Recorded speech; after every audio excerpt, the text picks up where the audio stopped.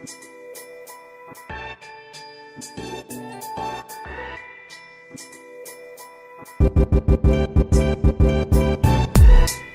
right, we want to welcome you out today to the very last episode of 2018 of the I Am Salt Lake podcast.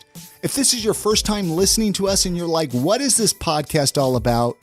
Well, this podcast is all about showcasing awesome people right here in Salt Lake City, Utah. We talk to musicians, we talk to authors, we're talking to business owners, restaurant owners, breweries, distilleries. I think you guys get the idea. We are chatting with anyone that might have a cool story to share. So we want to welcome you out today to episode 362. My name is Chris. And my name's Christina. And we're, of course, recording today out of our awesome podcast studio located right in the back of Empire Merchandise, right in downtown Salt Lake City, 680 South State Street. Now, not only does Empire have an amazing selection of vape juice and vape accessories, but this is where you can actually buy your very own I Am Salt Lake podcast t-shirt. Really easy. Pop on in, 680 South State Street, pick up an I Am Salt Lake t-shirt, and support the podcast. Today on the podcast, we got to sit down and talk with Ethan Cisneros, one of the owners of Thirst Drinks. We found out Ethan's story as well as what motivated him to open up Thirst right here in Salt Lake City. And I actually got to try a bunch of sugary soda. It was fantastic. Yeah, we're going to get into that in the conversation. It makes interesting audio when you're eating food on the podcast. And it makes delicious audio for me, so I'm down with it. Hey, before we get into that interview with Ethan, we want to thank our awesome sponsor for this episode, Five Wives Vodka. We're going to be telling you more about them a little bit later on in the podcast. And don't forget, you can always visit us online at our website, iamsaltlake.com. This is where you can go find any episode that you want to listen to in our back catalog. And you can even visit our events calendar to see what's going on in Salt Lake City today or next week. Or if you're out of state, you can go buy your very own I Am Salt Lake t-shirt. All right, guys, here's that conversation with Ethan Cisneros when he came and sat down with us and shared his story. Thank you so much for listening. Enjoy. Let's get going. Cool. This is a question we like to start every show with, Ethan. Okay. What did your childhood smell like? What did it smell like? Those childhood memories. And don't be afraid. Get up next to that microphone. Well, it's funny, like a lot of the cliche stuff. So, Little League Baseball, Little League Football, I was that kid. But boy, did I do a lot of business growing up too. It's funny. So lemonade stands, I made the most money to date, like in any entrepreneurial venture ever, mowing lawns. Like I was definitely the kid that was like at your door till just bugging you till you let me mow your lawn. And then that's kind of the real, so I messed around, did like lemonade stand kind of stuff when I was younger, but really mowing lawns with one of my buddies, we were 10 years old and just literally walked our mowers down to the first house, mowed it and shook hands and made a little deal out of it. That was the first like actual real business venture that I really went after. And so, yeah, I mean, it was a lot of the cliche stuff and it was a lot of fun. I had a great childhood, but yeah, boy, did we do a lot of business too. Did you grow up here in Utah or where's? So early days in Southern California, Orange County area. Just last year of elementary school, 6th, 7th, 8th grade, I was here in Utah. So holiday. Okay. So your family moved up? Yep. Dad got a job up here and away we came. So, yeah. Very cool. Yeah. Very cool. And I mean, I want to kind of jump forward a little bit to Thirst. Yep. Where you're currently, now you're just one of the owners at Thirst. Did I read that or what's the story there with Thirst? So weird story how it all winds together. So actually, if I rewind it a tiny bit, junior year of high school, I was seeing these, you guys know shaved ice shacks? Yeah. Oh, yeah. So I was literally just like in awe when I came here at how much of a thing that was in Utah. It's a huge thing. Huge thing. Why, right? And so I'm in, freshman, sophomore in high school, and I'm just the thing to do was go to these shaved ice shacks and hang out at night. And so I would literally be counting people as they were walking up. And I'm like, holy crap, like this is crazy. Sure. And by the way, we're talking about ice with syrup on it, right? So, water. They've got to be making a lot of money in there, right? So I was like, holy crap. And so one thing led to another, and I was like, okay, I want to start one of these businesses. My dad's in finance. So he kind of introduced me at that time to what a spreadsheet is. And basically the long explanation is that your income's got to be greater than your expenses. And I think that's just the very bare bone Kind of of the it. basic cash flow. Yeah, it's like, you got to Yeah. be making money, and here's how you do it. And he's like, here's what it would take, and kind of I got really excited about it. And so the next step is obviously you need something to sell out of, right? And so most of them have like a little hut or like a small building or something. So, by the way, I have no money. I obviously don't have any money. Well, you're still in high school. I'm still in high school. I'm mowing lawns, so I have like that kind of money, but like we're not talking Like investment type money. obviously right. not. Yeah. And so there I am. I'm jumping on online KSL.com, classifieds, looking, and approaching summer was coming, and I found this building, and it was a really nice one. Really nice one. It was up in Heber, and I was like, "Oh, Dad, will you just come with me to go look at it?" And so we go up there to look at it, and it's this really nice lady, and she just gets to explaining, "Oh, I own this bakery up in Heber called Dottie's Kolaches." And Very familiar with them, yeah. Yep. And what had happened is she had bought a piece of land or something like that, or inherited some land, and this shack, it was an old coffee shack, like drive-through coffee shack was on it. And so that day went by, and I was like, "Oh, I really like your shack." And I'm like, trying to play it cool. Later that night, I called her, and I was like, "Hey, like, look, I don't have any money, but like," and I got the kind of the vibe. She was an entrepreneur. She had started this bakery. She had, very entrepreneurial tendencies just by, us talking. And I was like, "I don't have any money, but I have this really cool business plan, and I'd love to work with you." And she took a chance on me, and that was 2014, I think. She took a chance on you how? So basically, we made the deal of, let's go into business together. So we split the profits, and I ran the business, and she essentially loaned me the building. And so we took her shack from Heber, moved it down to Salt Lake, right above Olympus High School. I went to Olympus and opened the business called Olympus Ice. And it was really the first time I learned how to actually run a real business. Like I said that about the lawn mowing, but now we're talking payroll and employees and like dealing with all those kind of problems and inventory and marketing. How old were you during this whole time? I was 16. Wow. And or 16 or 17 at the grand opening. And I put out an ad on my own personal Facebook page saying, "Hey, I'm starting this shaved ice shack. And here's what I'm doing it. If anyone wants to work here," did some interviews, hired some people, and Olympus Ice was born. So it was really awesome. So it was actually 2700 East and like 40th South. Is it still there? It's not there anymore. So when I moved on to Thirst, so that kind of ties me into. So that a couple years went by and it was really awesome. It was kind of the hangout spot of Holiday. Yeah. And it was really cool. And it was definitely the most eye-opening part was like owning a business means 24/7. Which I didn't understand before as much with like, the lawn mowing, lemonade stand, hanging Christmas lights, washing windows kind of deal. This is a 24/7 deal. So even if you're not working, you're still working, right? Right. You're working in your your sleep. Right. It's been that way for me ever since. So, yeah. But that was the biggest eye-opening thing for me. But anyways, a couple years went by and I was graduating high school and about to go to the college where I go to now, the U.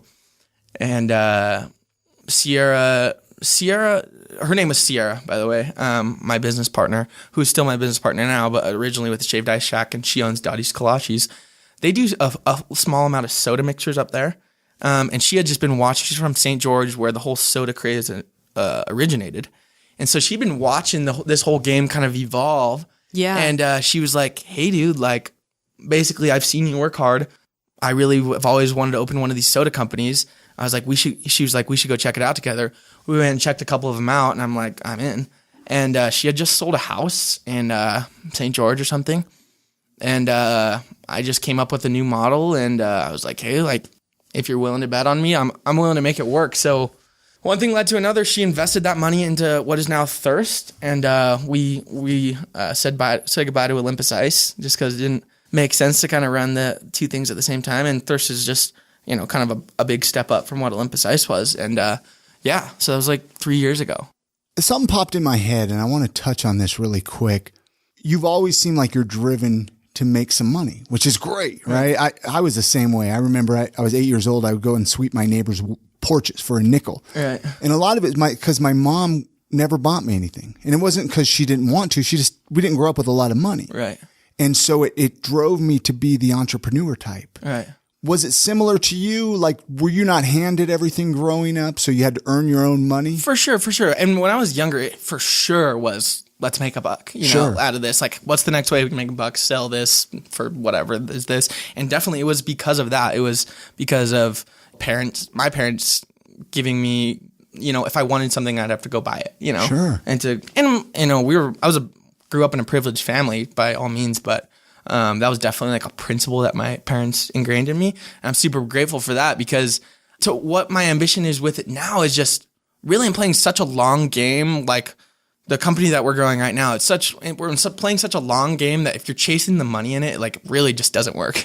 Right. It's not a get rich quick scheme. Exactly. Like I haven't made any money since we opened Thirst because I'm investing it all back in the company, and so it's a really, really long game. And a lot of times it doesn't even work out. So if it's about the money, something like Thirst is definitely not the way to go.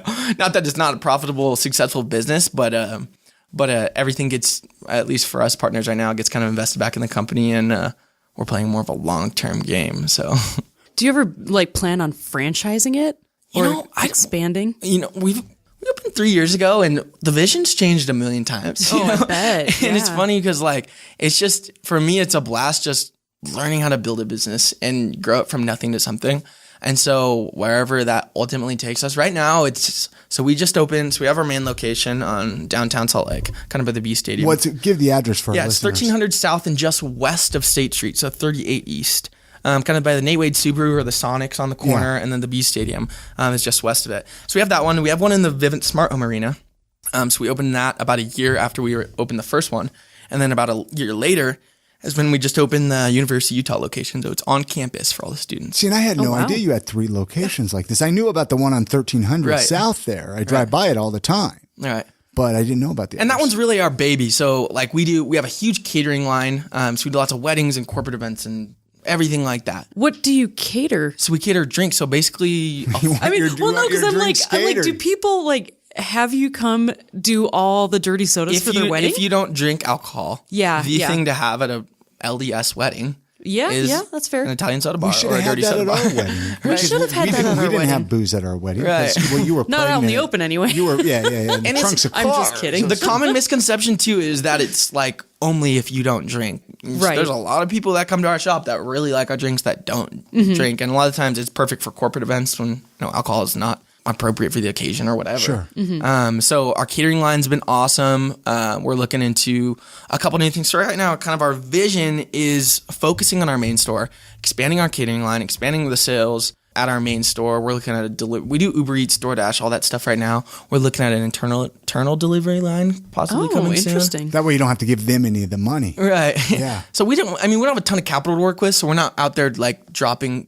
We don't have plans for 5 new locations right now, and right now we're just not set up to franchise, and we're just not too interested in it yet, just because of the fact, I think if you look at any good business that ultimately got franchised and became huge, and a lot of times I look at my direct competitors in the soda business, the best ones established their brand for 5-10 years, and then once they had everything figured out and their brand was super established and they had done all the right marketing, made all the right moves, then they're at a point where, okay, I can now have someone else open this anywhere, and it's just going to work. The problem is if you're a new brand, and you see this all the times with like small franchises, at least in this market that we're in, is, okay, I see a lot of different companies selling soda. Let me just open King Sips, just another name of the Thirst Swig, all of the things. Yeah. And I can open it anywhere and franchise 100 locations and it's going to work. It's not the case, People actually are buying.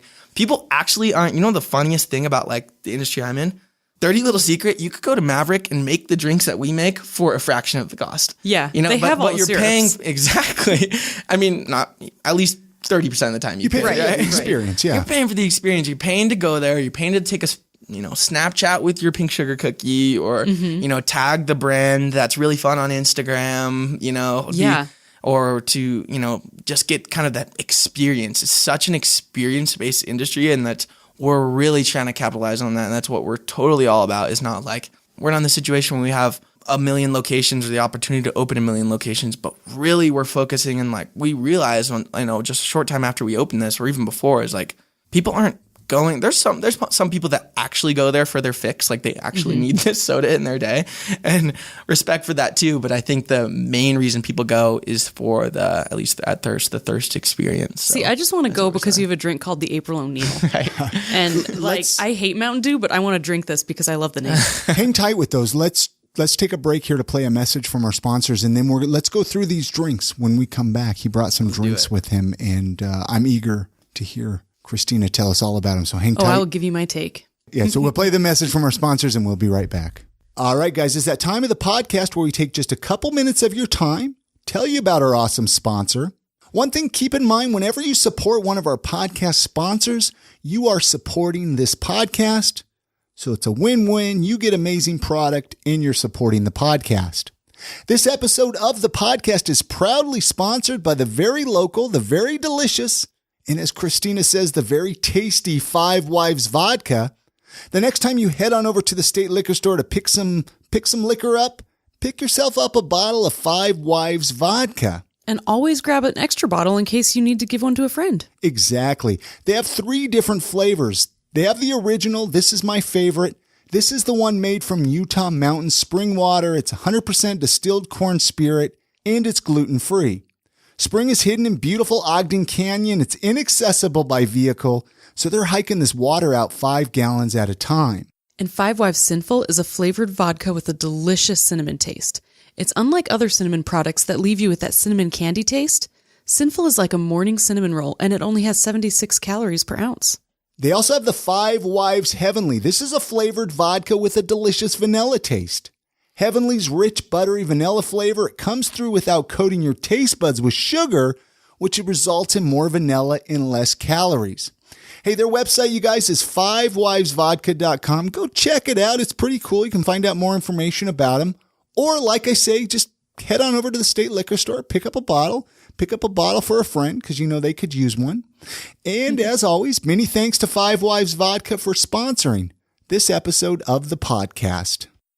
So I have a question for you, Ethan. We'll get back here to recording if you're ready to go. Yeah. What do most people say when they find out your age? Do they take you seriously? Do they have a hard time with that? I mean, I think it's definitely a variable. It's not something I should ignore. I think that we're seeing things like this more and more, especially with like the internet. Yeah. Like people can make so much money with, first off, no college degree, and second off, just being so young and just kind of hacking the internet game, which is not what I'm doing. But I think it's becoming like more and more like culturally acceptable, at least, Like it's more prevalent for young kids to figure out how to run a business. And by the way, like everyone wants to be an entrepreneur now. Yeah. Right. So that's also a It's thing. like the new famous. Yeah. So I just didn't know, like a lot of, because I remember when I was growing up in my 20s, I struggled. I remember people didn't even want to promote me to management jobs. Right. And I mean, I'm 25, 27 years old, and it was like, well, I don't know if you're old enough. Right. I think that's Everything still was very based on accurate. age. Yeah, I think that's very accurate still in the corporate environment or when you're working for a business. I think it's less, what's the word? Like less in your face when it's your business and you're the boss. That's what I like. I mean, that's one of my favorite parts about entrepreneurship.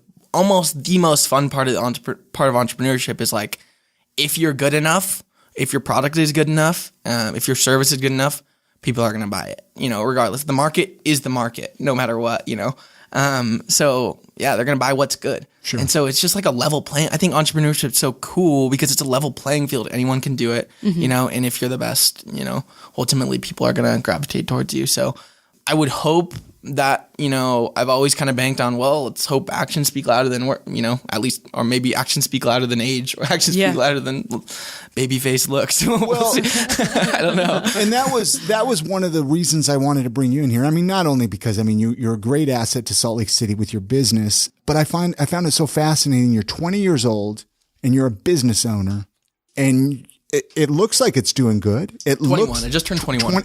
So you can have a drink. So if you want to make a dirty soda, love it. we got you covered. Anyway. Well, I promised before we took the sponsor break.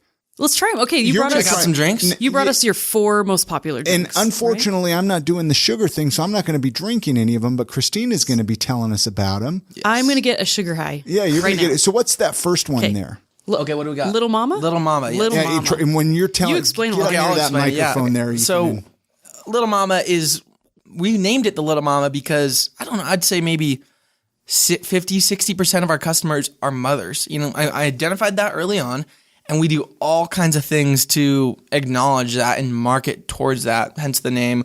Probably the most popular mom drink is just a classic Diet Coke fresh lime with coconut. That's a mom drink, man. Yeah, it's a Little Mama. So That's a hot mom drink.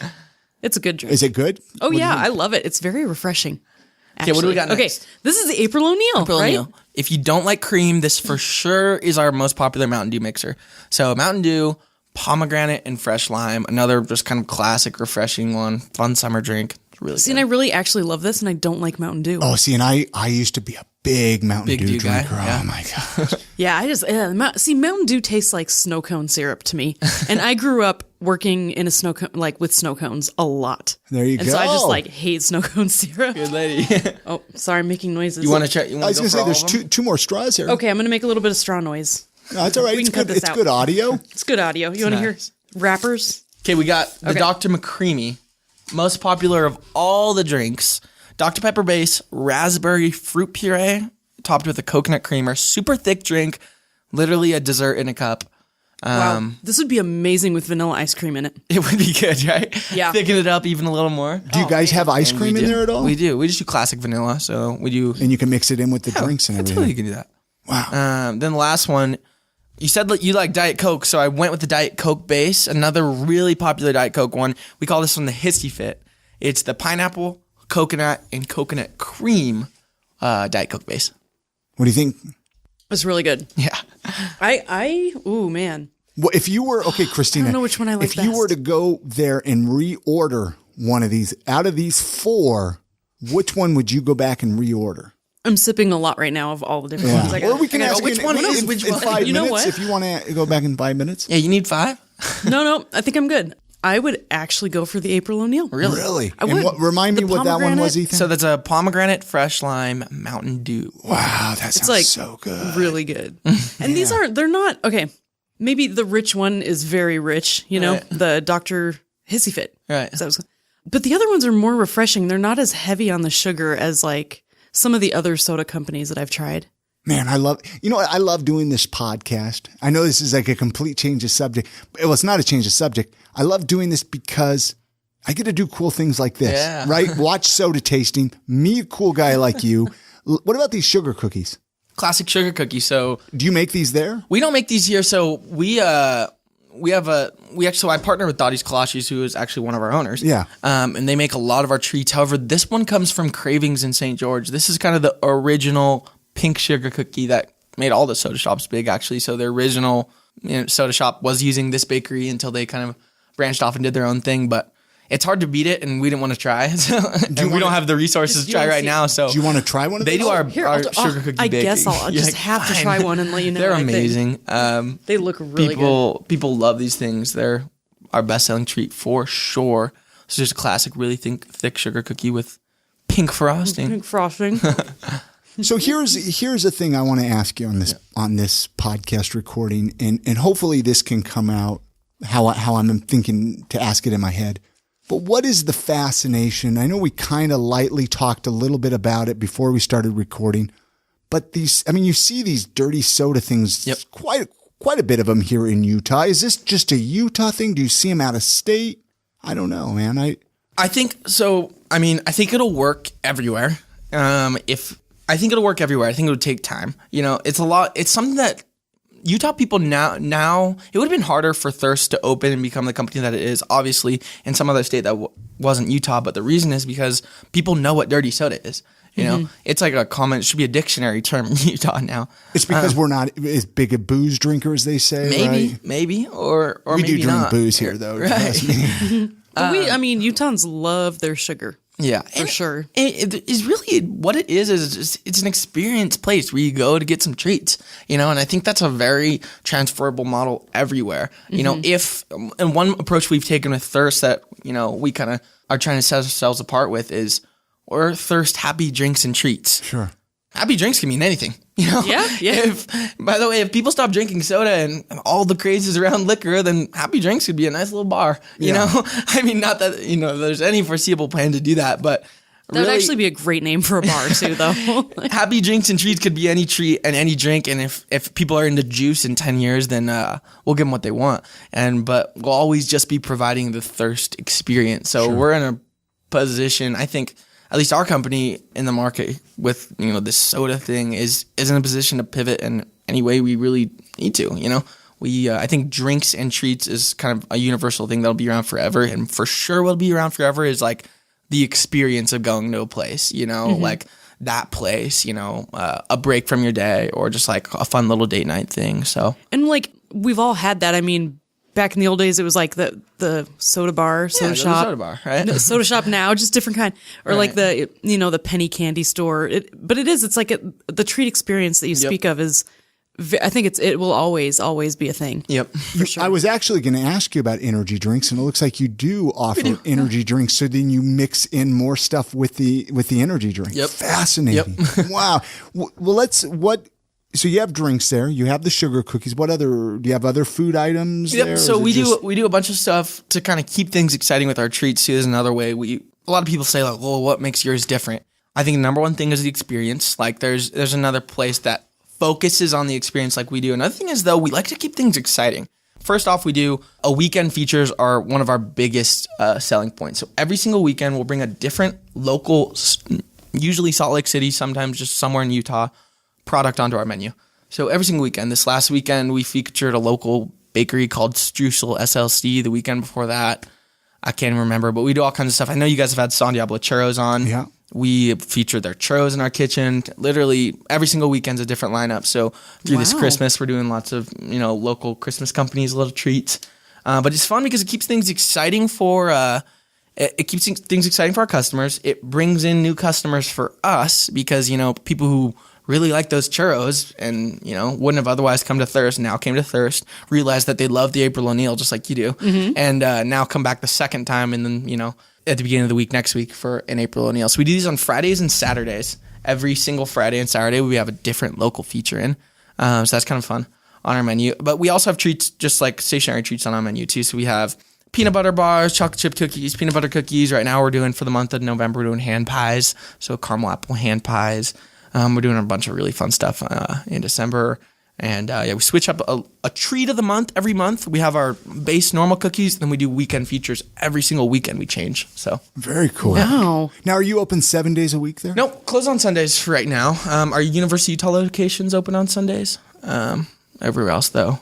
Remind me, or you haven't said what you're studying at the U, right? You're going to school at the University of Utah, right? Yeah. What are you studying up So there? I'm in the business school right now, trying to figure out what I'm going to finish up in. It's been tough. Well, it's like you're already doing business. It's been tough. And I mean, my honest feelings are a lot of it's really outdated and not as applicable as they'd want it to be or as, we'd want it to be. So it's frustrating, when you work so much, hundreds of hours a week at your startup and then having to come to school and like just laugh at the things that sometimes they're saying. But I mean, I'm going because I'm fortunate enough to be not collecting debt. I mean, my parents are sending me to school, so I'm grateful for that. And it's almost, to me, it's like the last, kind of time I'm going to be doing the same exact thing I'm doing, which is working 24/7 the rest of my life. At least I can be a little bit of a college kid right now too. So go and absorb it. I'm sure you're learning stuff that you could put into your daily business at Thirst. I mean, I know you mentioned it being outdated, but I'm sure there's current stuff that you are learning. As far as like people skills and networking, for sure, it's an awesome place. I just think like a ton of people say that, like, especially with entrepreneurship, it's like the big debate is, do you go to school or not? Is school worth it's the big debate right now in general, just because there's so much like entrepreneurship going on is, do you go to school or not? Is it worth the money? And like you said, things are changing so rapidly. Sometimes colleges can't keep up. Right. And I literally don't blame them. I market differently now than I did 6 months ago. Right, exactly. Right now, the huge players, Instagram, it was Snapchat a lot more than it is now 10 months ago, and constantly changing. It's constantly changing. And it's just like, with how fast it's changing, like, do we really expect, people teaching, that kind of thing to keep up? It's just unrealistic, Do you put a lot of hours in at Thirst? Do you work a lot yourself? I do. So, about a little over a year in, when we're expanding, we're opening our location inside the Jazz Arena. we brought on another partner. I'm one of my buddies from up at the U, just graduated, didn't have anything necessarily specifically lined up. And he had a degree in operations management. And I was like, I am just strapped here. And it was really, we wanted to set ourselves apart by the marketing that we were doing. So, and it was and I've always just really clinged to marketing, and it's just been a knack of mine. So I was like, if I can get off the floor a little bit and do less of the, manager day-to-day operational efficiency improvement type stuff, and I can get off the floor and really focus on creating media for the company, just kind of outreach, new innovations, things like that. I think we really excel as a company. So we brought in this kid, and he's now one of the owners at Thirst, and his name is Connor, and he's our director of operations and our kind of COO per se. So he handles all the day-to-day stuff. I still work. I mean, right now during the winter, things slow down a little bit, so I work usually a shift a day, though. I usually open. At least the past couple of weeks have been. Usually in the summer, I get so busy working on other stuff. We got a catering line to tend to, which is still kind of a baby, so I got almost most of those. So I do a lot of floor hours, but I would say the majority of my time, we take Instagram and Facebook and all of kind of the social player. That's been our big thing. That's really been our big thing. I don't know if you guys follow us on social, but our big thing is we've grown our business. We kind of caught the land grab of Instagram, to be honest. Why do you feel that social media is helping your business? It's funny because I think it's funny that it's such a ROI positive thing to do. It's funny that people are complaining right now, no one sees my posts anymore on Instagram. Like Instagram's screwing us over. Like we're screwed. We can't. How are we supposed to market our products now? Well, what about before Instagram? What did they do? It's like we have this free outlet to talk to all of our customers on. And my opinion is that people don't take it seriously enough. It's like this thing is free. You know that, right? Like you can advertise 6,000 times a day if you want to. For free, by the way. Yeah. And people are already there. It's not like you're trying to get people there to see stuff. And it's just we're figuring out at a faster pace than other people how to communicate in the media world. And it's really played to our advantage. We collect data on where our new customers come from. If it isn't word of mouth, it's 99% of the time Instagram. Really? Yeah. Interesting. So that's kind of where you're now. Do you have a least favorite social media? I don't. I use them all, but you can't ignore the fact that Instagram is such a player right now. I think. Is it because, do you think people want that visual experience? I think so. Yeah. I think so. And I think it's just got the perfect combination of what's right now. And there's not all the noise on Instagram of people don't get into heavy debates like Facebook or Twitter can get kind of intense, right? Instagram is just pleasant. I think Instagram too is just people can almost hide behind it. You can make your life look so perfect on Instagram.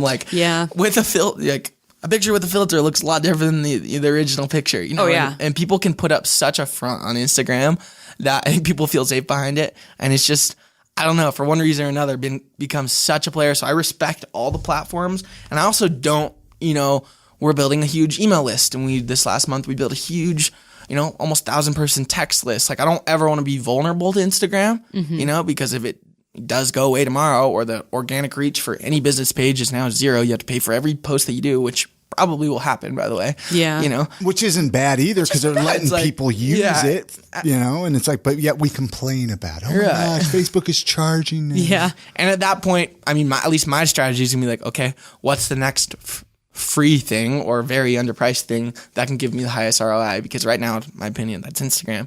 But like I said, that will probably change. And we really double down on moms. If you think I was joking, I have a video series 49 weeks in of Thirsty Mom TV. So you're it's like a video podcast you do then. So Thirsty Mom TV is an Instagram airing little web show, and it started out as an actual. I thought in my mind, oh my gosh, I'm going to create this actual platform that actually moms can connect on. It'll really bring value to them. And therefore, my brand will be associated with it. And it's transformed into humor. The value from it is humor. It's a funny platform that this 21-year-old kid is running around talking to the thirsty moms. And to the point where we're talking about t-shirts that say I'm a thirsty mom, and I live in our comments, where basically the episode is, here's a topic, let me do a funny thing, either trying it or reviewing it or doing something like that. and leave your comments below on what you think. And it becomes a comment board. Yeah. Of actually, because really, really, really people that come through our drive-through are moms. So we're trying to find different outlets to talk to them. So Thirsty Mom TV is one of them. Salt Lake, I run a podcast called Salt Lake Moms, where I literally just bring in moms, talk nothing about thirst, and ask them about their lives. So wait, is this your thirst podcast? You do thirst? Yeah. But you're just talking to moms? Just talking to moms. Man, that sounds wonderful. I like talking to moms, I'm just about mom stuff. I got to tell you though, and I know I keep veering back to this, but if you made a Thirsty Mom wine, do you know how that would explode? Thirsty Mom t-shirts with a wine glass on the back. I think they're going for the non-alcoholic thing here, but then also you can incorporate everyone. That sounds appealing to me, though. I want to make that now. So with this back to the podcast, though. Right. So the name of, can people find it in iTunes? They can find it. It's called Salt Lake Moms. Is it in iTunes? Yeah, it's on iTunes. And wherever you can listen to podcasts? Yeah. Pretty much all of them. What do you really talk about? Literally, I'll bring them in. It's short, 10, 15 minutes. I'll bring them into my little makeshift studio that I make at Thirst? At my office at Thirst. And we just chat tell me about your kid.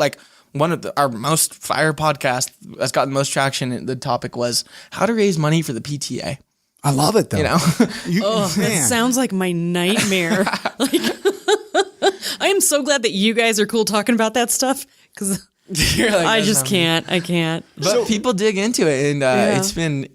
I never thought we'd ever have a customer I heard about you guys through the podcast. And I'm not sit here and say a large majority of our business comes from the podcast, but a few do. Yeah, a few do. And for me, it's I don't want to ever create a friction for the audience. Right. If they want to find out about Thirst on the podcast, that's awesome. If they're Facebook people, let's do that. If you're on Twitter, let's tweet at each other. If you're on Instagram, the majority of people, we're for sure there.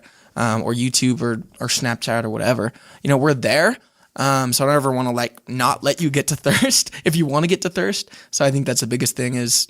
Oh, we're all thirsty, man. Right. We're all thirsty. And we call our people the Thirsty Nation. So we speak to everyone as the Thirsty Nation because everyone's kind of thirsty.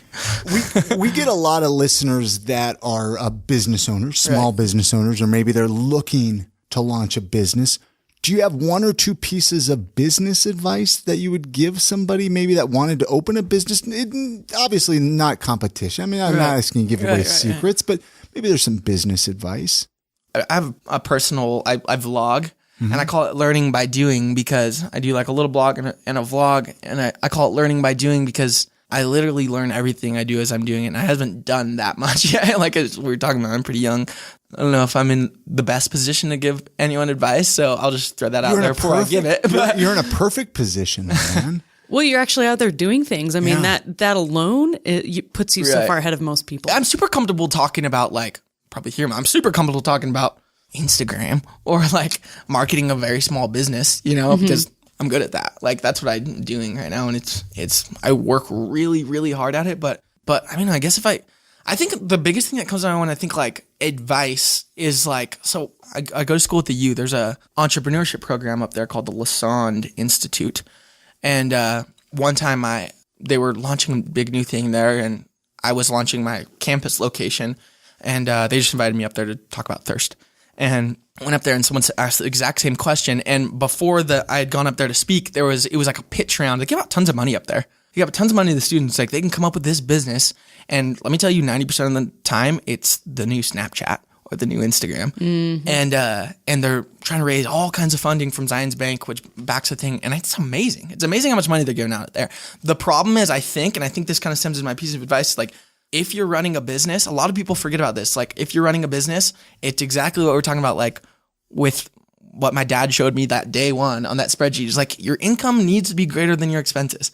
And a lot of the times, we're looking at businesses because everyone wants to be, myself included, I would love to be the Mark Zuckerberg or the Gary Vee or all that kind of stuff. And it's and I love those guys. I love listening to what they have to say, but it's there's 4, 5, 6 really big apps, and small businesses where you actually have to grow something from the ground up is getting overlooked as the best way to go in.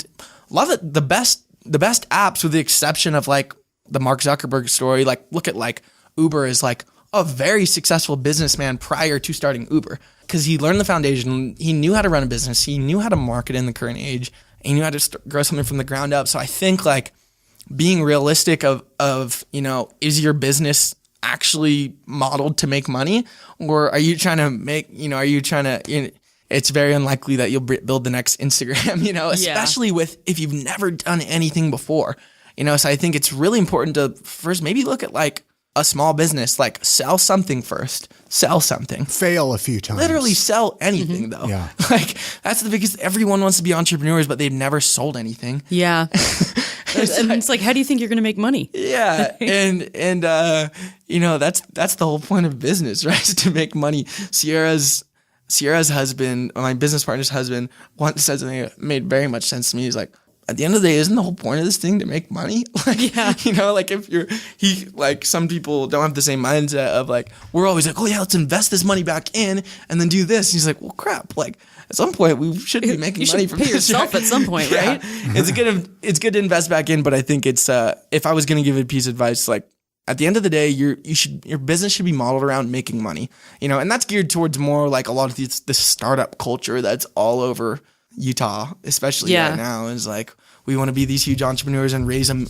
It's pretty easy. It's pretty easy to raise a lot of money. Oh yeah, right now. Yeah, it is. It's really, really easy. I think getting some sales on your resume before you jump in deep is smart. What did you sell? Lemonade, lawn mowing, my services. But you'd be surprised how many people have never even done that. Well, no, that's true. You know what I think is so funny is that I think all of us have had little entrepreneurial things. Yeah. When I was a kid, I used to go door to door, like have people hire me, tell them to hire me to make them birthday cards or banners or whatever. And then I would go home and like tinker away on my computer, print them out and then deliver them for 25 cents. Why do you think kids nowadays aren't as well? I guess they are. I mean, you're I apologize for calling you a kid, but you're younger than I am, right? But I see a lot of younger kids that aren't getting jobs as early. Everyone's, just get through school, or I don't know. What are your thoughts on that, Christian? I don't know. There's less of it though, I think. Less of entrepreneurialism in, well, you know what? Maybe there's not. Maybe it's just changed. I'd argue it's backwards. Because I'd argue it's the reverse, that like they just have a different outlet now. Like we had to go out in like to neighbors and interact with people, and now it's more Instagram based. Right. Well, there's so many businesses that have built like, I don't know, your t-shirt business. Yeah. You could sell so many t-shirts right now by buying bulk in China, having one popular person on Instagram post about it, and then having a link to Amazon. You'd sell $100,000 worth of t-shirts. You know, like it's crazy, and like, so maybe that's one of the reasons, but which I don't necessarily think is the worst thing, like kids like being, I don't know if you're referring to like them being on the internet a ton instead of actually going out and having jobs. Well, let's be honest, like going forward, a lot of it's going to be on the internet. Yeah, so that might be the future. The worst thing for them to get a head start. Yeah. Well, like my daughter made slime for a couple of years and actually got a really big Instagram following. We built her a website. I've heard that so many times. She actually made a lot of money. Slime. I know, isn't that crazy? Like who would think slime? But like I was thinking more like lemonade stands. And even newspaper routes. I don't know. I remember being a teenager and having a newspaper route and stuff probably like that. Because there's faster ways to do it. Faster delivery information. And quite honestly, probably more practical, realistic ways these days, maybe. Yeah. Sure. Like, so fascinating. Yeah, I actually never really thought about it from this angle. This is interesting. Yeah. Let's switch gears to Salt Lake City. There's a couple of Salt Lake City related questions I ask on the podcast here, Ethan. They're such fun and fascinating different answers from people. But I like to know, like, we all have friends or family that visit Salt Lake from time to time. Maybe they've never been here before. Is there something you would tell them, you got to go do this, you got to go check this area of town out, this building, whatever experience? What would Ethan tell people to do? I love Salt Lake from a number of reasons. Staying on the topic of business and entrepreneurship for 1 second, it's a very business oriented city. Mm-hmm. It is. And entrepreneurs support each other like no other. Like I've never been an entrepreneur, in a real way outside of Salt Lake City. So I hope, I'm kind of scared to go outside because I just hear this is such a supportive place and I feel it. So it's an awesome place to do anything like that. And just local business in Salt Lake is awesome too. And I think people love to support it, which is pretty cool. I just love Utah. I'll I'll probably settle down in Utah just because, I mean, it's so just diverse in everything you can do. Right now, all I do, the last 3 years, all I've done 24/7 is work. But before that, I was the kid who was running dirt bikes in the summer and snowboarding in the winter and just going, there's just so many things to see here. And so, yeah, in fact, we try to love Salt Lake so much. Like our kind of tagline, our hashtag is "We Are Salt Lake City" for Thirst. And we're really trying to establish ourselves right now as like the community destination spot for Utah. So we love all the local businesses here. That's why we bring them onto our menu literally every weekend. And it's just amazing meeting like that's how I met Scott Porter. Like I think you've had Crystal Guerra on. Yeah. Right? Yeah. I've met her through doing that kind of stuff. And just like the network here is amazing. And local business here is amazing. And that's my favorite part about it for sure. Very cool. Very cool. What about favorite besides Thirst? Yep. Do you have any other favorite local eating spots, places that you like to eat at or drink at? Okay, go-to spots around Thirst, because this is where this is where you eat. I'm there 24/7, Yeah, so this is where that's I all eat. you're seeing. Caputo's, I love. Oh, yeah. You know, right by Liberty Park, I think. It Yeah. is, right. I love. What's the place where you get a slice of pizza at a time? Gosh, it's Is right it on Citadel? State Literally right Street. next to us. yeah. Maybe 2 blocks down. Yeah. No, I know exactly. The pie hole. No, The pie Pie hole. Hole? Oh. Yeah. It's the pie hole. I go to the U and I live right below campus, so me and my buddies are always up at the pie, like the underground pie. Do you get over to Lucky 13 at all? Have you eaten there? I've eaten there once, but actually, so I just turned 21, so Yeah, you're gonna have to get over there. You can more. finally so go I've just in. been able to go down there. But I think the bar scene in Salt Lake City is fun too. I just didn't know the burgers there are so good. Oh, yeah, really good. Yeah. Lucky Proper 13. Burger is underrated too. Have you guys ever been there? Yeah, a couple of times. We've been there Proper a couple Burger I times. like. We were there when I was pregnant, so I didn't get we need to go again now. Yeah. Yeah. So I like that place. Maxwell's I always like. Sure. I think that place is always fun. So. Very cool. What would you change about Salt Lake City? If I had to change anything about Salt Lake City, maybe just sometimes, and I think it's less in Salt Lake City than other cities, but I think there is like kind of a cliche, almost like a judgment around. There's a lot of LDS people here, Sure. you know, and I grew up LDS and I have a ton of respect for it. I think there's a lot of LDS people, and sometimes it rubs other people the wrong way. And I love the LDS church, but it's like it sometimes rubs people the wrong way, I think, and it creates very it almost gets like cliquey. I don't like it when it's cliquey. You know, when someone doesn't feel welcome because they don't feel like part of what the city is, and Salt Lake City is known for being super LDS. So, I mean, I love that it is, and I'm playing to it, but I think sometimes if it gets like cliquey and, you know, we're a part of this and, you know, the rest of people aren't, I think that's kind of the divide in Utah in general. Is these religious group and here's the rest of the people, you know. Yeah. Which I know the LDS church doesn't want, but sometimes it just kind of naturally forms into that way. So if I had to change one thing about it, that might be that. Yeah, I dig but it. I'm not too upset with it. Very cool. No, they're just standard questions I'll ask people through here, and everybody has such different responses. There's no right or wrong. I've had a great time sitting here chatting with you, So finding have I. out about It's been a Thirst, blast. finding out about you, Ethan. Was there anything that you were hoping that we would talk about that we didn't get a chance to talk about? Or something that you wanted to mention or promote or anything besides going and getting some sodas? Right. Yeah, I mean, come check it out. It's about more than soda. Like we were talking just before, like, oh, I don't eat sugar, or I don't drink sugar. Like I'm going to write you off right off the bat. Don't, because what we're selling really isn't. Drinks and treats are a commodity. This is like the most commonly known phrase among thirsts is drinks and treats are a commodity, but what we're selling is an experience. And it's really worth the experience. And by the way, there are products that don't have sugar in them that we have too. I think we can make you happy. I think you have a really fun time no matter what you're doing and who you're with. So I think it'd be good. And before Christina asks her final question, let's give the address again, how people can come if they want to. Find out about us most and fastest on Instagram at Thirst Drinks. So pretty easy. And then 38 East, 1300 South is our main store, just west of State Street on 1300 South. So like if they go for a baseball game or something like that, grab some drinks. Perfect. Getting off the before or after. 5:15. Yeah. I mean, we're right there. Can you give us a piece of life advice that you'd want to leave with everyone? A piece of life advice? Oh gosh, I feel like I should be asking you for That's a lot of stress. Just no pressure. Okay, a piece of life advice. It doesn't have to be anything profound. Right. It can just be eat pizza on Fridays. Okay, so I'm going to give a shout out. I love Gary Vee's podcast. You guys listen to Gary Vee? A couple of times. Yeah. Okay, so I've been way into it the last at least year. So, and I'm going to steal this from him because I feel like I have an excuse since I'm so young. Can I have an At least you're excuse? acknowledging that it's him. For someone else. This is at least what I live by. Is he always says, and he's like, your actions need to match up to your big mouth.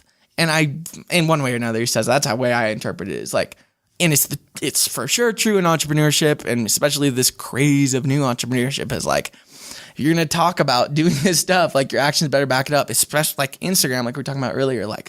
There are my personal buddies, that go to my school, in my peers friend group are 21 years old, life coaches on Instagram. It's you're not a life coach. You bought your Instagram followers, and we can tell because you have 5 million followers and 2 likes on your photos. Mm-hmm. And you're trying to put up a front and get people to pay you a lot of money to scam them. And it's just you got to back up what you're talking about. I don't want to sit here and give life advice because I don't necessarily think that I'm ready to back it up yet. So, no, I like it. I actually really like how self-aware and that you're acknowledging that you still have so much life to live, which we're all jealous I'm excited of, by to the way. live it. That's awesome. Yeah, that's what I'd say. Very cool. Right on. Well, I've had a heck of a conversation with you, Ethan. Thank you so much. Fun. Thank you for the drinks and the sugar cookies. Absolutely. Go check out Thirst. Again, I'm going to just read this address off this card. 38 East, 1300 South. Yep. We'll put all that at iamsaltlake.com though as well. So if you're driving right now and you're like, oh my gosh, I forgot that address. And then thirstdrinks.com. Many thanks again to Ethan Cisneros for joining us on this episode of the podcast. You can head on over to our website, iamsaltlake.com/362 for all the links mentioned in this episode and to get in touch with him.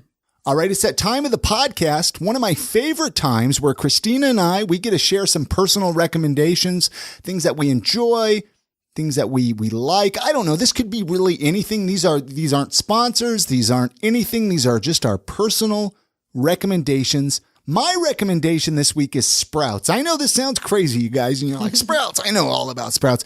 Sprouts is awesome because they are just a couple of blocks away from where we live, and I love it because I can get in and out there. Mm-hmm. They have really everything I need. They got the milk and the eggs and all the meats and everything. Great customer service, great atmosphere. If you just moved to Salt Lake City and you are looking for an awesome grocery store, check out Sprouts. They're right on the corner there of 700 East and 200 South. I got to admit, you've gotten me addicted to Sprouts, which I'm not complaining about. What's your recommendation here this week? My recommendation is tiny hats for cats because they're so cute. Are you going to put a hat on Charles? Is that I kind think of I might. I'm just kind of working you into it, making sure that you know that I'm really getting into hats for cats. So there's a website, thisiswhyimbroke.com, and they have a section that's hats for cats, and they even have bonnets for cats and everything. They sell them right there? They sell them. It's amazing. And that's why I'm going to be broke. And that's my recommendation for this week. And I'll put that link at iamsaltlake.com with this episode too, so you can go check it out. I got to check it out. I haven't even checked it out. Oh, they're so cute. And that's going to do it for this episode. Many thanks to our sponsor, Five Wives Vodka. Remember to ask for Five Wives by name at your local bar. Also, many thanks to our awesome Patreon supporters. We'd love it if you would become a Patreon supporter. One of the things we're looking to do here in 2019 is put some video, do some live streaming, and that's going to be possible because of our Patreon supporters, as well as our awesome sponsors. Check it out, patreon.com/iamsaltlake. This is where you can become a supporter for as little as $1. Check it out. I guarantee you're going to like it. And as always, you can email us at hello@iamsaltlake.com. Or if you want to send us something, you can send letters, packages, and homemade treats to P.O. Box 4412, Salt Lake City, Utah, 84110. Hey, you guys have a great week. If you're listening to this episode before New Year's, have a happy New Year's, you guys. 2019 is going to be awesome for this podcast, so thank you for listening. Remember to support local when possible, and we're going to see you on the next episode. And good night, Grammy.